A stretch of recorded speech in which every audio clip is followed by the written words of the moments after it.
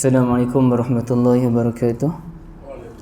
Alhamdulillah rabbil alamin, bihi nasta'in ala umuri dunya waddin. Wassalatu wassalamu ala nabiyil amin wa ala alihi wa sahbihi ajma'in. Subhanaka la ilma lana illa ma 'allamtana innaka antal alimul hakim. La haula wala quwwata illa billah. Allahumma anfa'na bima 'allamtana wa 'allimna ma yanfa'una wa zidna ilma. Alhamdulillahi ala kulli hal. Na'udzubillahi min hali ahli nar, amma ba'd. Ayahanda Imam, Akhi Khairuddin, tuan-tuan dirahmati Allah. Jadi alhamdulillah kita syukur pada Allah Azza wa Jalla. Sihat semua ya? Alhamdulillah. Jadi hari ini kita teruskan lagi pengajian kita dalam fahami salat sunat. Hari ini siapa yang ada buku muka surat 359 berkenaan dengan solat ketika bencana ya. 359. Solat ketika bencana merujuk kepada solat yang dinamakan sebagai salatul ayat. Jadi al-ayat ni artinya petanda. Okay. Al-ayat ni artinya petanda. Macam contoh dululah, orang muda tahulah cerita apa tu, ayat-ayat cinta. Ke tak tahu? Ayo, ini orang muda yang soleh dia tak tahu. Oh, itu zaman saya universiti. Mungkin nama apa lupa saya. Syah. Mungkin Syah masa tu sekolah rendah lagi. Betul tak tahulah tu. Dia ada cerita ayat-ayat cinta. Dan saya ingatkan ayat-ayat tu macam ayat karangan, ayat surat. Rupanya ayat tu artinya alamat-alamat, petanda-petanda, alamat-alamat cinta. Tuan-tuan Haji tak tahu cerita ayat-ayat cinta tu? Tak tahu Pakcik tak cerita. Imam pun tak tahu cerita tu tak tahu. Kepakat buat-buat tak tahu semua ni. Tapi saya punya point dia, ayat-ayat tu artinya petanda-petanda cinta. Dan sebenarnya saya suka tengok tu cerita ayat-ayat cinta dengan ketika cinta bertasbih. Rasanya 2-3 kali jugalah saya layan cerita ketika cinta bertasbih. Atas alasannya saya suka dengan Indonesia, tu je dia punya point dia. Gambaran Indonesia tu agak menjerlah. Dan itulah yang membuatkan saya pun jatuh hati dengan cerita tersebut. Selain dia ada gambaran scene di Mesir. Jadi bukanlah isu cinta sangat, tapi isu panorama dia tu yang begitu menggamit perasaan. Jadi bila kita bincang tentang salatul ayat, iaitu salat petanda, iaitu salat yang dikerjakan apabila berlaku petanda kebesaran Allah Azza wa Jal, maka dalam bab ini kita tanpa dinafikan ada dua salat yang dilakukan apabila wujudnya petanda kebesaran Allah Azza wa Jal, yang dinamakan sebagai salat gerhana matahari dan juga salat gerhana bulan. Rasanya itu je lah yang kesepakatan semua ulama, kita disunahkan untuk salat. Dan ada satu babak bagaimana Asma radhiyallahu anha tengok adiknya Ummuna Aisyah radhiyallahu anha salat, dan dia pun tanya masa tu. Dan Ummuna Aisyah pun buat isyarat dengan tangan menunjukkan sedang salat. Lalu dia pun join, tapi kerana terlalu lama dan sangat panas, sampaikan Asma dia basahkan kepadanya dengan air. Okey, baik. Jadi tuan-tuan sekalian, jom kita tengok perbahasan tentang salatul ayat. Dan bila sebut salatul ayat ni, kita tengok dulu apa ulasan ulama-ulama 4 mazhab ya. Bermula dengan mazhab Hanafi. Qala al-Hanafiyah, ini saya rujuk dalam kitab Al-Mawsu'atul Fiqhiyah Al-Kuwaitiyah. Tusahabu salatu fi kulli faza'in karrih. Oh, dia tulis ar-rah pula. Karrih asyadid waz-zalzalati waz-zulmati wal-matarid daim likauniha minal afza'i wal ahwal. Disunatkan untuk kita salat dalam setiap perkara yang menakutkan, okey, seperti angin yang terlalu kuat, ribut taufan lah, ataupun gempa bumi, ataupun kegelapan yang menakutkan. Tiba-tiba dalam pukul 5 dah gelap sangat, kita pun dah sepatutnya pukul 5 ni cerah lagi kan. ataupun hujan yang berterusan yang boleh membawa kepada banjir terutamanya, ataupun baru 2-3 hari lepas hujan di Kuala Lumpur yang begitu agak menakutkan. Jadi semua itu kita disunatkan salat. Artinya kalau ada hujan sampai banjir disunatkan salat, ada ribut taufan disunatkan salat. Itu ikut ulama Hanafi. Hujahnya adalah wa qad ruwiya anna ibn Abbas radhiyallahu anhuma salla li zalzalatil Basrah. Kerana ada satu dalil Ibn Abbas radhiyallahu anhuma salat sunat apabila berlakunya gempa bumi di Basrah. Okey. Apa kata ulama Hanbali? Tidak perlu salat untuk petanda-petanda berikut, yang hujan ke ataupun yang ribut taufan, itu tak perlu salat, melainkan illa zalzalatid daimah, kecuali gempa bumi yang berterusan. Maka bolehlah kita salat sebagaimana salat gerhana berdasarkan perbuatan Ibn Abbas radhiyallahu anhuma. Okey. Jadi Ibn Abbas tu solat kerana apa? Kerana gerhana, kerana gempa, bukannya kerana yang lain. Maka bagi mazhab Hanbali dibenarkan ataupun disunatkan untuk solat jika berlaku gempa bumi, ya. Jadi bukanlah namanya solat sahaja aku solat sunat gempa bumi, bukan begitulah. Dia sahaja aku solat sunat kerana Allah, tapi isunya kerana berlaku gempa bumi. Dalilnya kerana perbuatan Ibn Abbas tadi. Manakala yang lain-lain itu kerana hujan ke, kerana ribut ke sebagainya, falam yunqal 'anil nabiy sallallahu alaihi wasallam wala an ahadin min ashabi salatu lahu. Tidak ada dalil daripada Nabi sallallahu alaihi wasallam, para sahabat radhiyallahu taala anhum, tak ada pendalil. Tapi ada satu riwayat daripada Imam Ahmad bin Hanbal annahu yusalli li kulli ayah, bahawa Imam Ahmad solat bagi setiap, Imam Ahmad menyatakan sunat solat bagi setiap petanda yang berlaku. Okey. Bagaimana pula dengan mazhab Maliki? Mazhab Maliki muka surat 361 tu, la yusalli li hadhil ayati mutlaqan, tidak ada langsung solat untuk petanda-petanda ini. Okey, apa kata Syafi'i? Ulama Syafi'iyah, tiada salat melainkan gerhana matahari dan bulan secara berjemaah. Okey, kalau salat sunat secara berjemaah untuk sembarang petanda tak ada, melainkan gerhana matahari dan gerhana bulan. Bahkan kita disukai untuk mengerjakan salat di rumah dan merendahkan diri kepada Allah Ta'ala dengan berdoa ketika melihat petanda-petanda tersebut. Kata Imam Syafi'i, wala amuru bi salati jama'atin fi zalzalatin wala zulmatin. Saya tidak memerintahkan, saya tidak mencadangkan untuk salat secara berjemaah jika berlakunya gerhana, jika berlaku gempa bumi ataupun kegelapan yang menakutkan, wala li sawa'iqa wala rihin, kerana kilat ke ataupun kerana angin yang kuat ke, wala ghairi zalika minal ayat, ataupun mana-manalah. Wa amuru bis salati munfaridin kama yusalluna munfaridin sa'ira salawat, yang saya suruhnya adalah salat sunat secara bersendirian sebagaimana salat-salat sunat yang lain. Jadi bagi mazhab Syafi'i ni, kita apa-apa pun kita salatlah, kita minta bantuan daripada Allah Azza wa Jalla.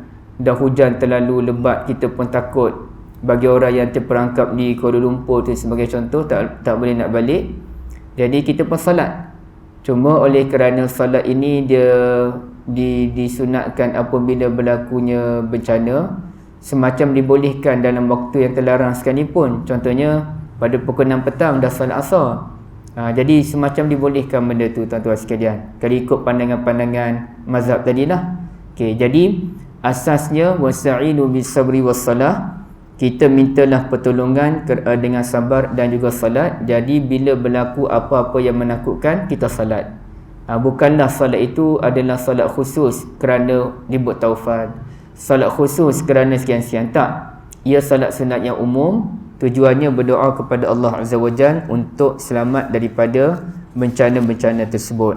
Jadi kalau begitu, kira kita okeylah tuan-tuan sekalian, ya. Okey. Dan kalau kita lihat muka surat 362, okey, yang bawah sekali tu, an Ikrimah, daripada Ikrimah qal, beliau berkata, Qila li Ibn Abbas radhiyallahu ta'ala anhuma matat fulanatu ba'du azwajin Nabi sallallahu alaihi wasallam fa kharra sajidan. Ada orang memaklumkan kepada Ibn Abbas radhiyallahu ta'ala anhuma bahawa salah seorang isteri Nabi sallallahu alaihi wasallam, sama ada Ummuna Safiyah ataupun Ummuna Hafsah radhiyallahu anhuma, meninggal dunia. Bila Ibn Abbas radhiyallahu ta'ala anhuma mendengar cerita isteri Nabi sallallahu alaihi wasallam meninggal dunia, fakharra sajidan, beliau terus sujud, artinya salat sunat. Faqila lahu atasjudu hadhihi sa'ah, adakah tuan salat pada waktu ini? Okey. Faqala qala Rasulullah sallallahu alaihi wasallam idza ra'aitum ayatan fasjudu. Kata Ibn Abbas radhiyallahu ta'ala anhuma pun kata, Rasulullah sallallahu alaihi wasallam bersabda, apabila kamu lihat sebarang petanda, alamat-alamat, okey, ataupun dia juga bermaksud benda-benda yang menakutkan, benda-benda yang menyedihkan, ya, benda-benda yang bersifat keagungan Allah Azza wa Jalla ini, fasjudu, maka hendaklah kamu sujud, iaitu salat. Wa ayyu ayatin a'zamu min zahabi azwajin Nabi sallallahu alaihi wasallam, dan apa lagi petanda-petanda yang merujuk kepada kesedihan yang lebih sedih daripada kehilangan isteri Nabi sallallahu alaihi wasallam. Jadi Nabi suruh salat bila berlaku petanda-petanda demikian. Jadi kehilangan isteri Nabi ni satu petanda kesedihan yang luar biasa. Maka sebab itulah Ibn Abbas radhiyallahu taala anhuma salat. Dan cerita tadi ada disebutkan dalam kitab Sunan Abi Dawud. Okey, baik. Kemudiannya tuan-tuan sekalian, justru kalau kita tengok rumusan daripada 4 mazhab ini, disunatkan untuk salat setiap kali berlaku perkara yang menakutkan. Okey, itu satu. Dan disunatkan itu mengerjakannya secara bersendirian, namun diharuskan secara berjemaah menurut mazhab Hanafi. Okey. Yang kedua, disunatkan untuk salat hanya apabila berlaku gempa bumi menurut Hanbali. Yang ketiga, kita disunahkan untuk mengerjakan salat sendirian di rumah apabila berlakunya keadaan-keadaan yang menakutkan ini, kena doa sungguh-sungguh, itu mazhab Syafi'i. Maliki langsung tidak menyatakan sunnah. Okey.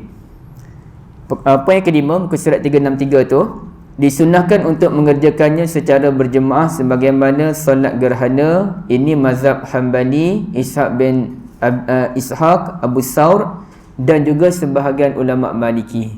Artinya ibadah tuan-tuan dirahmati Allah, kalau berlaku apa-apa yang menakutkan dan kita nampak ada sekumpulan orang yang buat salat sunat berjemaah, tak ada masalah, kerana ia dibenarkan oleh sebahagian mazhab, antaranya Hanbali membenarkan benda tu.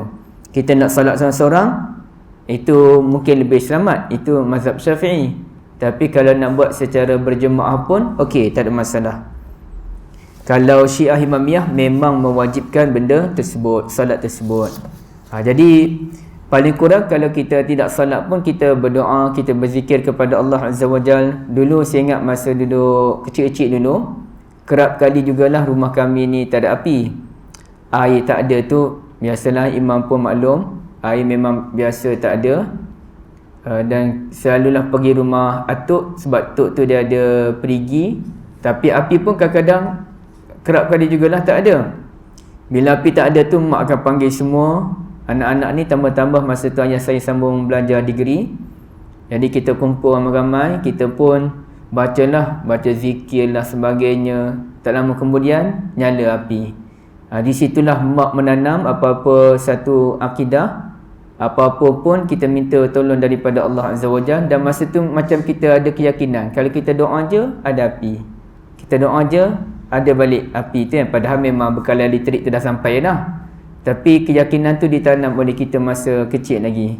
Okey, jadi berdoa apabila berlaku benda macam tu, kegelapan lah tu, termasuk kegelapan az-zulmah, itu adalah sunnah sebenarnya kalau ikut Quran dan juga hadis. Dan apa yang dibahaskan oleh ulama, berlaku benda yang menakutkan, kita doa pada Allah Azza wa Jalla. Bahkan lebih baik salat. Okey. Kemudiannya tuan-tuan dirahmati Allah sekalian, kalau kita tengok lagi kata Asy-Syirazi pada muka surat 365. Okey, sorry. Kita tengok kata Imam Nawawi terus. Kata Imam Nawawi pada muka surat 365. Syarahnya, Imam Syafi'i dan ulama mazhab kami berkata, apa sahaja petanda selain dua gerhana seperti gempa bumi, kilat, kegelapan, angin yang sangat kuat dan seumpamanya, kita tidak perlu untuk salat sunat secara berjemaah. Okey, kita dah terangkan tadi, tapi kita nak tengok pula apa ulasan Imam Nawawi, ya. Imam Nawawi pun ikutlah pandangan Imam Syafi'i tadi, bahawa kita disunatkan untuk salat sendirian, bukannya salat sunat secara berjemaah. Okey, tengok muka surat 366. Imam Nawawi sambung, ulama-ulama kami bersepakat bahawa kita disunahkan untuk salat sendirian, berdoa dan merendahkan diri agar kita tidak termasuk kalangan orang yang lalai.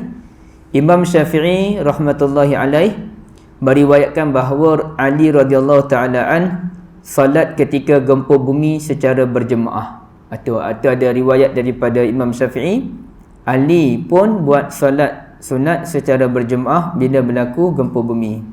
Okey. Dan Imam Syafi'i pun kata, sekiranya maklumat tentang Ali tadi sahih, maka itulah pendapat saya. Semacam Imam Syafi'i ni tak setuju benda tu.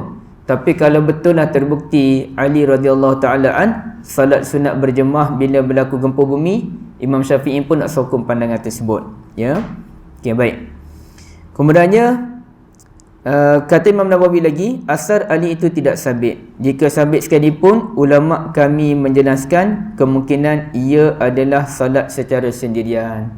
Jadi dia konsep dia begini, Imam Syafi'i ni kalau dia kata, kalau hadis itu sahih, itulah pendapat saya, sebenarnya beliau sendiri berpandangan hadis itu tidak sahih.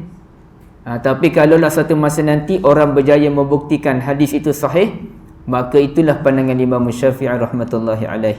Okey. Jadi yang clearnya dalam bab mazhab Syafi'i ini adalah kita disunatkan salat, tapi salat itu secara sendirian, bukannya salat secara berjemaah. Tapi kalau ada orang buat secara berjemaah, tak apa, itu pandangan masing-masing. Okey. Dan tak payahlah kita nak tengok semua benda, tuan-tuan sekalian. Mudah ceritanya, siapa nak buat, siapa tak nak buat, sudah. Okey. Tapi kalau saya sendiri, saya berpandangan baguslah kita buat. Cuma dia tak ada kaifiat yang khusus dan tak payahlah kita buat jemaah. Kalau nak buat jemaah tu dibolehkan dalam skala, contohnya anak beranak kita, keluarga kita buat, boleh, tak ada masalah. Kerana salat sunat boleh je buat secara berjemaah. Tapi kalau berlaku di ofis, berlaku di masjid, kita salat masing-masing je lah. Tapi kalau berlaku di rumah, saya pun boleh ajak anak-anak sekali, jom salat. Kita doa supaya Allah Ta'ala berikan keselamatan di tempat kita ni, kan. Okay, itulah cara terbaik untuk berdoa kepada Allah Azza wa Jal apabila berhadapan dengan waktu yang kritikal.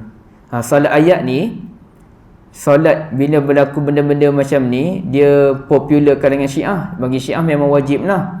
Kalau saya cari dalam Google tu, nama web Syiah saja salatul ayat. Tak ada, hampir-hampir tak ada nama web yang kita ni. Padahal ada je mazhab kita yang mencadangkan salatul ayat, tapi dia tidak popular. Kita pun hampir-hampir tidak pernah mendengarnya. Okey. Bagaimana kaifiat salat sunat ayat ini? Okey, menariknya, ayat ni yang kita rasa macam sukar sikitlah untuk terima, tapi ceritanya ada, tuan-tuan sekalian. Ada. Okey, kita tengok kaifiat dia muka surat 369. Ini yang dilakukan oleh Ibn Abbas radhiyallahu taala anhuma. Kita tengok bawah terus, yang poin-poin tu, kan. Mula-mula kita qiyam dulu, kita baca Fatihah, kita baca surah, eloknya surah yang panjang. Kemudian kita pun takbir rukuk, Allahu Akbar. Lepas rukuk, sami Allahu liman hamidah, kita qiyam. Sekali lagi kita baca Fatihah lagi, kita baca surah lagi. Kemudian rukuk sekali lagi, kemudian qiyam. Dia senang ceritanya, tuan-tuan sekalian, dalam satu rakaat tu ada 3 kali rukuk. Kita kan kalau salat gerhana matahari 2 kali rukuk, kan. Kalau salat gerhana matahari ni 3 kali rukuk. Rukuk, bangun, Fatihah, surah balik. Rukuk, bangun, Fatihah, surah balik. Rukuk, bangun, kemudiannya barulah pergi ke sujud. Boleh nampak, tuan-tuan semua, macam mana? Saya tunjuklah. Sebenarnya kita dah boleh faham dah, tapi kita tunjuk contoh. Tak apa dah, tak apa. Macam ni je. Okey, jadi mula-mula Allahu Akbar, Fatihah surah kan. Allahu Akbar, Subhana rabbiyal azim sampai habis. Sami Allahu liman hamidah, Fatihah surah. Allahu Akbar, Subhana rabbiyal azim, Sami Allahu liman hamidah, Fatihah surah. Allahu Akbar, rukuk, Sami Allahu liman hamidah, turun sujud. Buat macam biasa. Jadi pada rakaat yang kedua buat balik. Maknanya 3 kali rukuk. Lepas rukuk yang ketiga tu kita pun turun bangun i'tidal, terus turun sujud. Kaedah yang macam ni lah yang membuatkan kita mungkin rasa, alamak betul ke ni nak buat ni kan. Tak pernah dibuat orang ni. Saya pun tak pernah buat lah tuan-tuan sekalian. Tapi dapatan ni ada di mana ya? Ada dalam kitab As-Sunanul Kubra oleh Al-Imamul Baihaqi. Dan Imam Baihaqi ni ulama mazhab Syafi'i lah ceritanya. Okey. Itu satu asar tuan-tuan sekalian. Kalau kita tengok muka surat 370, okey, 370 asar daripada Musannaf Ibn Abi Shaybah yang teks Arab tu 370 tu. Anna ibn Abbas radhiyallahu ta'ala anhuma shalla bihim fi zalzalatin kanat 4 sajadatin fiha 6 ruku'at. Ibn Abbas radhiyallahu ta'ala anhuma pernah salat kerana gempa bumi yang mana ada 4 kali sujud, 6 kali rukuk. Macam tadilah ceritanya. Rakaat pertama 3 kali rukuk, rakaat kedua 3 kali rukuk, 6 kali sujud, 4 kali. Kalau betul wujud solat ni, inilah satu-satunya solat yang mana rukuk lebih banyak daripada sujud. Baik. Kemudiannya kita tengok lagi yang 371. Kemudian Ibn Hibban memetik ucapan Abu Hatim. Yang dimaksudkan itu salatul ayat, anda wajib salat sebanyak 2 rakaat. Pada setiap rakaat ada 3 kali rukuk dan 2 kali sujud. Dan pada tafsirannya terdapat pada perkhabaran Abdul Malik bin Abi Sulaiman daripada Atha daripada Jabir. Dia bersumber sahabat Nabi Jabir bin Abdullah radhiyallahu taala anhuma. Ini saya buat benda ni pun berdebar-debar juga tuan-tuan sekalian. Tapi dah ulama kata macam tu, kita kongsi je lah. Secara praktikalnya saya lebih suka apa yang disebutkan secara umum. Salat sunat macam salat sunat 2 rakaat yang lain-lain. Tapi kerana ada fakta tu saya kemukakan lah. Okey. Jadi rumusannya, pertama kita disunahkan untuk salat beristighfar, zikrullah dan berdoa apabila ditimpa musibah atau berhadapan dengan situasi yang getir. Okey. Yang kedua, kita boleh memilih sama ada ingin mengerjakan salat dengan kaifiat yang khusus seperti asar Ibn Abbas radhiyallahu taala anhuma ataupun salat sunat dalam keadaan biasa. Siapa yang nak salat sunat yang 3 kali rukuk, 3 kali rukuk, silakan. Tapi kalau siapa yang nak salat 2 rakaat yang biasa aja, macam biasa salat sunat yang lain, silakan. Saya macam saya sebutkan tadi secara peribadi, saya pilih pandangan Imam Syafi'i, salat sunat macam biasa aja. Sebaik-baiknya kita mengerjakannya secara bersendirian, namun diharuskan dilakukan secara berjemaah, terutamanya kita nak didik ahli keluarga ataupun orang-orang yang bersama dengan kita. Dan yang keempat, kita mestilah berlapang dada dengan perbezaan yang ada. Yang penting kita kembali kepada Allah Azza wa Jal apabila berhadapan dengan situasi yang getir ini. Dan sebenarnya perbahasan yang lebih ilmiah panjang lebar ada disebutkan oleh Syekh Nasir bin Sulaiman Al-Umar dalam link yang saya berikan. Itu lagi panjanglah dia punya ulasan dia. Saya ni buat dalam keadaan yang ringkas dan cuba dipermudahkan. Wallahualam. Kita buka perbincangan lah tuan-tuan ya.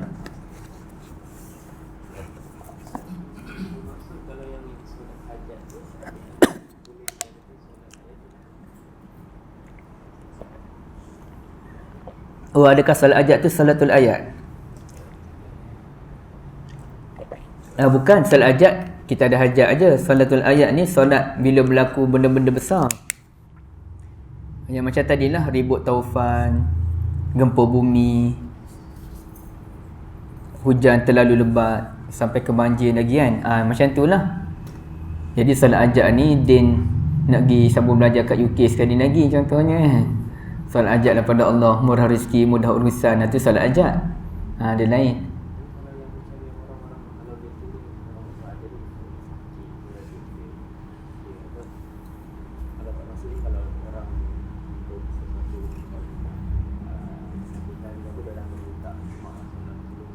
Itu solat hajat. Dia bukan petanda, itu bukan petanda yang menunjukkan kebesaran Allah Azza wa Jalla. Orang tu sakit, orang tu mati, kalau macam tu banyaklah petanda kebesaran Allah. Setiap hari ada orang meninggal dunia. Jadi bukan. Itu setiap hari ada orang sakit, minta maaf ya. Jadi sakit ni bukannya petanda kebesaran yang bersifat unik. Yang kita bincangkan ni yang unik, yang berlaku tu menakutkan ramai-ramai orang. Begitulah gempa bumi apa kan. Okey.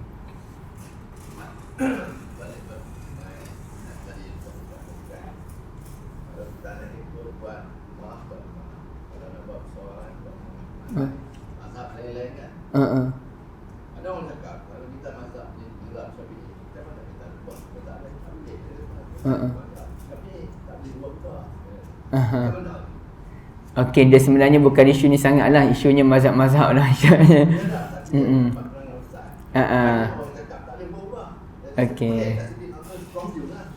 Kalau dalam syarah tadi, dalam tak pilih mana dia pilih. Boleh kan? Ustaz kata tak boleh. Awak Syafi'i kan ada ikut. Jadi saya confuse lah. Kadang-kadang macam kita bagi zakat, tak ada bagi duit. Bagi dia berat, kita macam berat. Apa dia? Oh, pasal apa? Ikut pemerintah. Pakcik dah tahu dah jawapan dia, saja saya ulas je. Okey. Kalau saya seorang, saya tak buka kan, tak terang tak benar. Saya simpan tadi.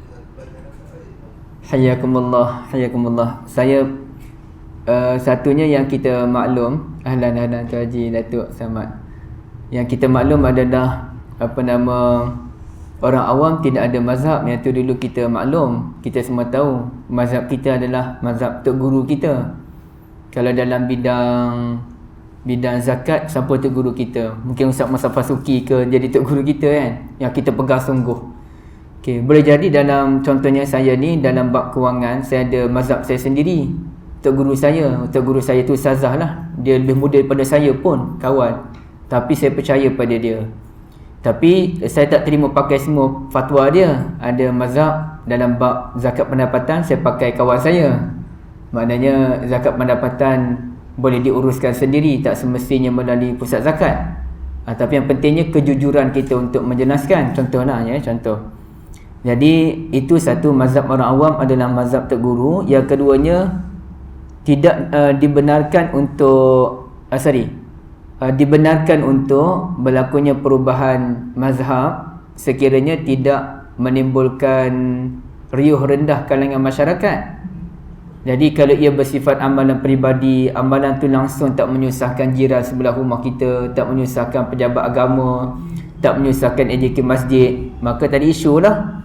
Contohnya kalau kita bincangkan benda yang terlalu simple dalam bab ibadat salat, iaitu kita lepas i'tidal tu sami Allahu liman hamidah, kita lepas tangan. Itu mazhab jumhur ulama. Saya rasa kita semua lepas tangan kan. Dan ada segelintir kecil ulama sami Allahu liman hamidah letak di sini. Isunya kalau ada orang letak kat sini, susah hati ke jiran kat sebelah rumah dia, negara ni gempak gempita ke dengan cara macam tu? Tak ada kan? Tak ada apa pun. Maka terpulanglah, siapa nak buat, siapa tak nak buat, itu pun pandangan jumhur. Cuma dalam bab amalan peribadi ni, ulama juga memberikan satu nasihat, biar kita buat, kalau kita buat benda tu yang berbeza dengan masyarakat, yang orang buat sama dengan masyarakat ni tak tahu dalil pun tak apa, sebab orang lain pun buat macam tu, kita pun buat macam tu, kita tak dibebankan untuk tahu dalil. Tapi kalau kita buat benda yang berbeza dengan masyarakat, biarlah kita tahu dalilnya apa. Kenapa di saat orang lain buat macam ni, kita buat macam tu, berbeza. Okey. Yang keduanya, janganlah kita buat ni kerana kita nak menunjuk bezanya kita dengan orang lain. Kalau orang lain tu solat macam ni je, kita macam ni lagi solat. Nak tunjuk beza kita dengan orang lain. Jangan macam tu. Kerana kadang-kadang bila kita buat demikian, menimbulkan rasa kurang senang hati orang lain terhadap kita. Saya ingat kawan-kawan saya dulu bila tengah semangat dengan Salafi ni, tak tahu mana-mana dalil. Dengar seorang dua orang nak mengajar tu semangat, bukan macam ni je tangan, macam ni pun ada. Saya kok mana macam ni, orang tak ada macam ni je, bukanlah pelik macam ni. Tapi dia tengah semangat masa tu. Dan bila lepas solat tu, orang nak bersalaman, dia masa muka, tak nak bersalam dengan orang lain. Dia kata bukan sunnah. Dan masa muka tu sunnah, dia ingat. Jadi masa muka pun bukan sunnah. Kurang-kurang salam tu dia bukan sunnah pun, dia budaya. Sekurang-kurangnya berbahasa muka ni sunnah pun tak, budaya pun tidak. Jadi dia tak boleh lah over kita hidup tu dalam keadaan yang jangan sampai menyusahkan orang bila kita amalkan sunnah. Jadi saya melihat itu yang pentingnya, jangan kita timbulkan keriuhan kalangan masyarakat. Kita nak berbeza tak apa, asalkan masyarakat boleh terima, tak menyusahkan orang lain. Allah alam, gitulah cik.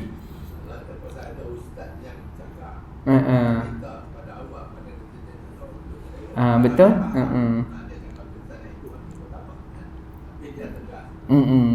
Sekarang tahu Ustaz tadi dari sembahyang sampai yang tinggi tu kan. Saya ingat semua kemudian kebiasaan bukan dengan dulu. Dan kebiasaan yang belajar makanan dan juga bukan dulu. Cuma satu je. Ini jadi saya sampai saya bertanya, orang nak sembahyang dan dulu kalau boleh dekat dengan imam nak kena. Sekarang saya lupa tempat. Bapak dulu nak sang imam nak sembahyang, semua tangan salam. Jadi saya tak boleh lah. Nak salam tepat. Bagi salam kan, yang mana buat lah. Saya tak nak lah sambil salam. Pusing macam buat atas segala. Pusing gitik. Tapi kalau dah nak sembahyang, imam depan. Ada masih salam suara tangan kiri kan. Saya tinggal tempat. Saya faham Encik Pakcik. Barakallahu fikum. Barakallahu fikum. Ada soalan lain?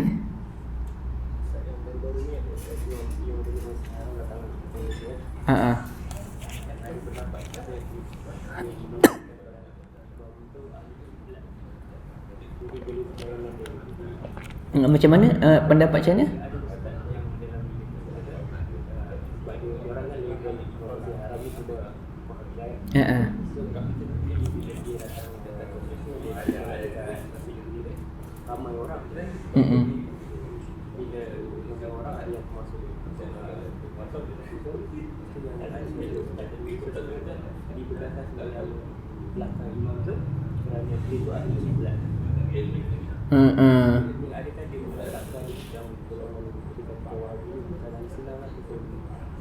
Faham? Dia begini je sebenarnya.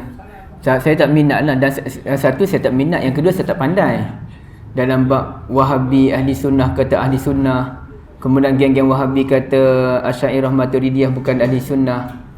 Dia gini je. Ahli Sunnah tu maknanya satu gelaran.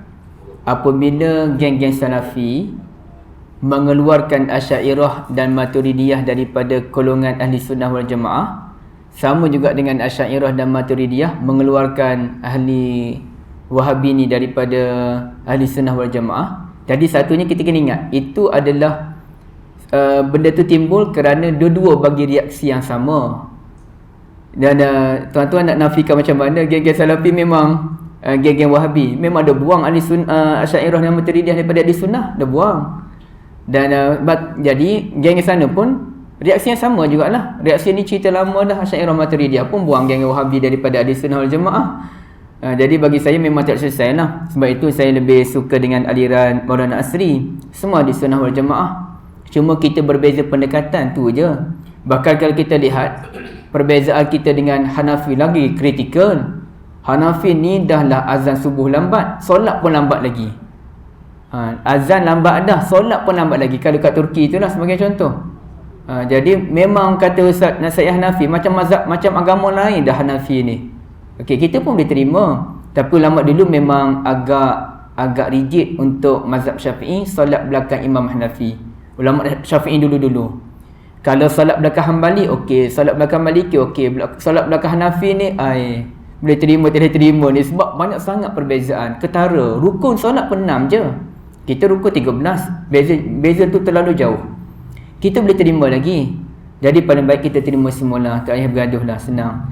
Dan orang yang mengeluarkan Wahabi daripada Ahli Sunnah, Wahabi keluarkan Asy'ariyah Maturidiyah daripada Ahli Sunnah, mereka keluarkan daripada golongan Ahli Sunnah je, bukan Ahli Qiblah. Jadi tetap Muslim, cuma Muslim yang tersasar pada mereka. Bagi Wahabi, geng ni tersasar. Bagi geng ni Wahabi tersasar. Tapi tetap ahli kiblah, tetap masuk syurga. Tak ada pun kata kawan ni masuk neraka. Cuma tak dapat label yang terbaik, iaitu ahli sunnah wal jamaah. Jadi saya rasa macam tu dah kita selesai. Semua ahli sunnah dah senang cerita. Selamat. Itu lebih bagus sebenarnya. Allah A'lam.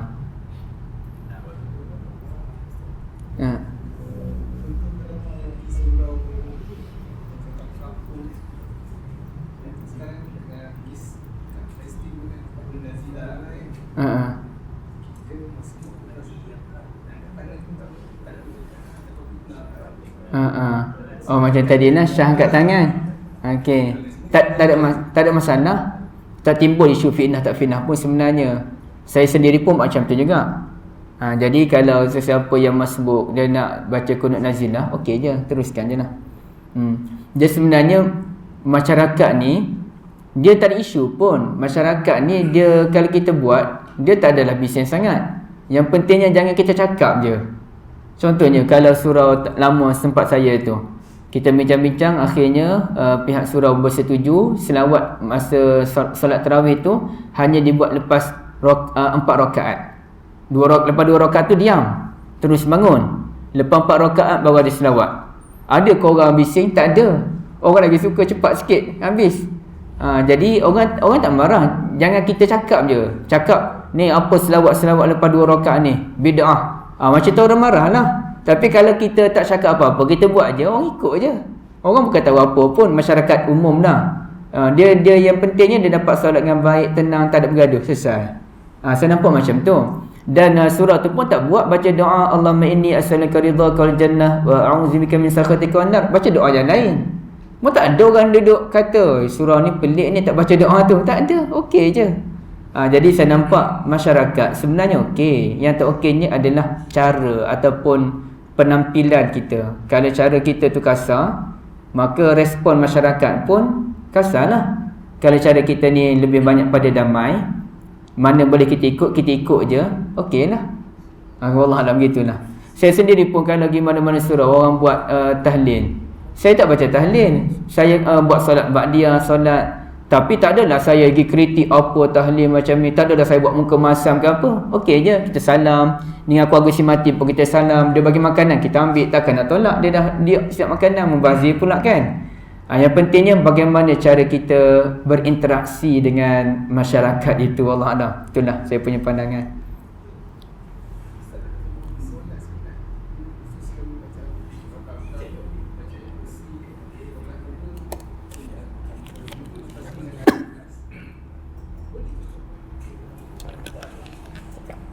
Oh, solat ajak lah maksudnya.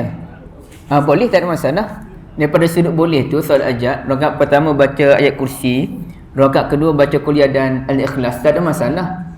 Daripada sudut apa yang kita nak kata tak boleh itu. Okey, jadi hukumnya harus. Dan rasanya setahu saya tak ada pun ulama, tok guru kata baca yang tu ada kelebihan, tak ada pun.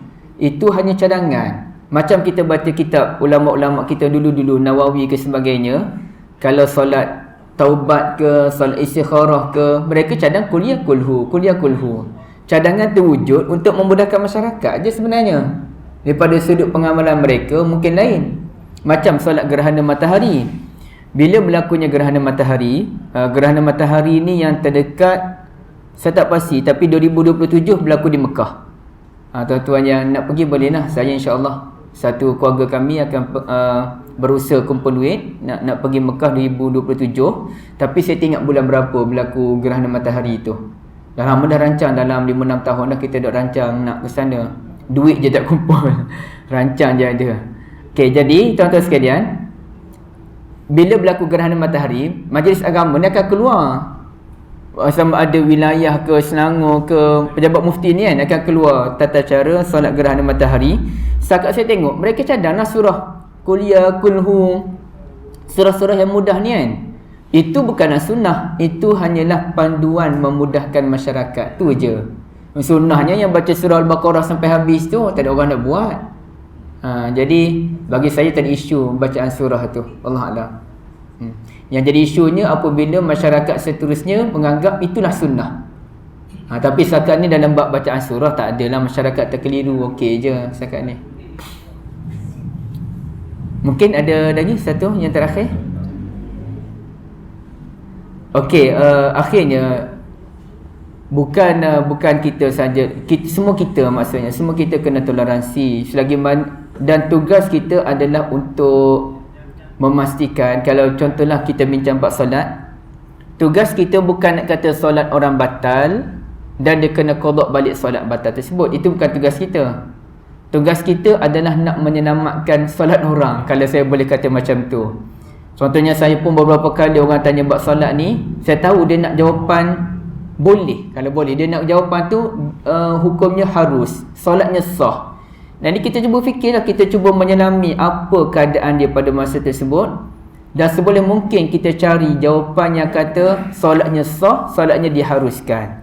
Cuma ke depan dia kena betulkan apa-apa. Jadi saya ada dengar satu kuliah daripada seorang ustaz tu, dia sebut sesiapa yang angkat tangan pada bukan tempatnya, solatnya batal. Contohnya bangun daripada rakaat pertama kan, bangun rakaat pertama berdiri tu Allahu Akbar, padahal kita tak angkat tangan kan bila bangun dari sujud. Yang kita angkat tangannya bila bangun daripada tahiyat awal. Bila bangun daripada sujud ke berdiri tu kita tak angkat tangan. Tapi ustaz tu kata sesiapa yang angkat tangan batal salat dia. Kenapa batal? Kerana pergerakan lebih daripada 3 kali berturut-turut. Tangan kanan angkat 1, tangan kiri angkat 2. Tangan kanan letak, tangan kiri letak jadi 4. 4 pergerakan berturut-turut kata dia. Dan bila batal ni okey tak apa lagi. Bila batal ni dia kata qada tak qada ni semua ni. Tak qada, bila tak qada dosa besar, bila dosa besar masuk neraka lah sekali. Saya pun fikir balik. Rasanya yang mudah-mudah kata masuk neraka ni kira Wahabi biasanya. Kata yang ni tak tahlil neraka, Yasin neraka. Bukan kita, bukan Wahabi kata. Orang mengata pada geng-geng Wahabi ni. Geng-geng Wahabi lah dia kata baca Yasin masuk neraka, tahlil masuk neraka. Padahal tak ada orang pun kata masuk neraka. Tapi sekarang ni geng-geng totok pondok ni yang kata masuk neraka sebab angkat tangan masa solat. Subhanallah, dahsyat. Saya pun fikir balik, kesian orang masuk neraka sebab angkat tangan masa solat aja. Rasuah tak buat, curi duit orang tak, scammer tak, bergaduh dengan orang tak. Baik je orangnya, selalu duduk bersih masjid dia lah. Tapi sebab angkat tangan masa solat, lepas tu dia tak tahu hukum, dia tak qada solat, masuk neraka dia. Dahsyat ustaz tu mengajar sebenarnya. Siapa yang lebih ekstrim sebenarnya ni? Geng-geng Wahabi ke geng-geng ustaz tu yang lebih ekstrim sebenarnya? Jadi sebenarnya dia tak boleh kata macam tu lah. Sebab bab angkat tangan ni pun benda kecil je pun. Dan ilmu tu ilmu yang bukan semua orang tahu, tuan-tuan sekalian. Ramai je orang bangun rakaat pertama Allahu Akbar angkat tangan. Takkan kita nak kata adik, solat adik tak sah tadi, batal, kena qada balik. Apa benda saya buat sebenarnya? Dia khusyuk ke main lagi solat, tapi sebab angkat tangan aja batal, kena qada balik. Tak boleh lah macam tu.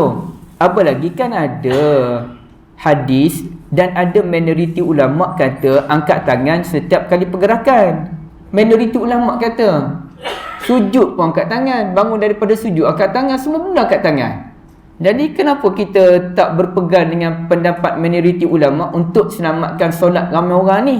Yang keduanya, pergerakan ni ulama berbeza pandangan dalam menilai takrifan pergerakan 3 kali berturut-turut. Yang logiknya pergerakan angkat tangan turun tangan ni itu baru satu, paling tinggi pun 2 pergerakan je.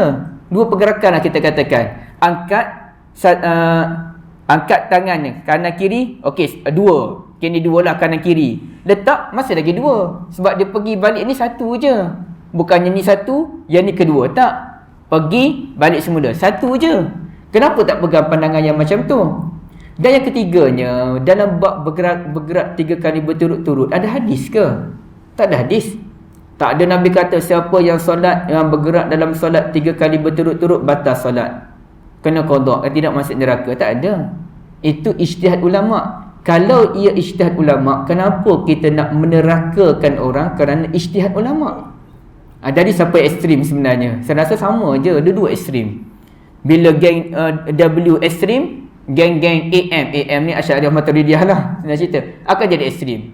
Bila geng-geng AM ekstrim, W pun akan jadi ekstrim. Dua ekstrim. Kita nak pilih jalan mana tuan-tuan sekalian? Sebab tu saya tegar dalam bab ini. saya memilih aliran Maulana Asri, saya memilih jalan Ustaz Syamsuddin Abdul Rahman. Ketenangan dalam masyarakat lebih diutamakan. Ibadat ni semua jalan menuju Allah Azza wa Jalla. Kita berbeza pandangan. Akidah ni pun berapa banyak furuk akidah. Furuk ni cabang-cabang akidah yang kita berbeza pandangan tak pernah menjatuhkan keimanan kita. Jadi kita berlapang dada, siapa yang tak setuju dengan kita, kita salam. Tak apa, kita tak payah bergaduh. Kita tetap sahabat, kita tetap senyum. Kita bukannya bergaduh macam parti politik, langsung tak bertegur siapa. Kita relax je. Wallahualam, gitulah tuan-tuan sekalian. Kita berhenti di sini. Semoga Allah merahmati kita semua. Dan lepas solat isyak tu saya duduk sekejap, saya nak minta diri ni sebab saya ada kelas cerita pasal hantu malam ni tuan-tuan. Barakallahu fikum. Subhanakallahumma bihamdika asyhadu an la ilaha illa anta astaghfiruka wa atubu ilaik. Assalamualaikum warahmatullahi wabarakatuh.